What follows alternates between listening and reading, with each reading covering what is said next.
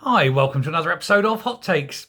It'll probably come as a surprise to some and the opposite of a surprise to others, but the police have got a major retention problem in terms of numbers. Police who have joined and have served less than one a year are finding that the money is, well, pretty rubbish for the job they do. It's unsociable hours, it's long hours, it's a difficult job. You're dealing not so much with dealing with crime as mainly being, well, psychologists.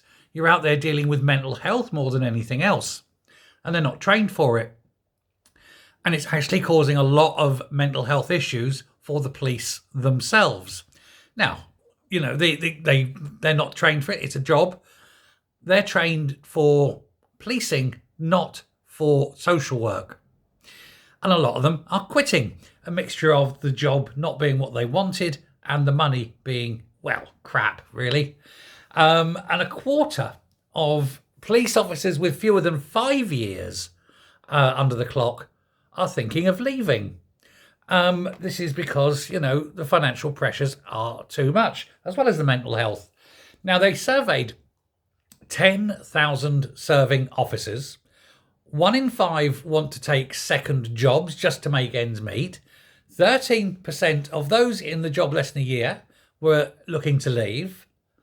A third of those with fewer than 5 years expect their finances to worsen, and 46% of those in the job less than a year had significant financial concerns.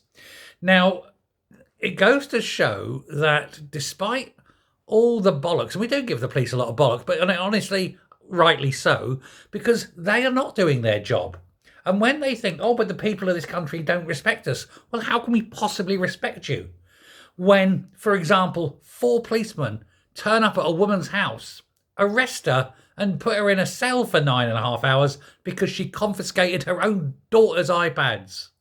What is it when you send 6 police along to arrest a middle-aged woman and throw into jail for 3.5 years for saying some bad words on a Facebook post?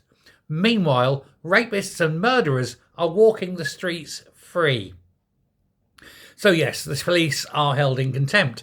They are forced to go and knock on people's doors for these inane and stupid reasons.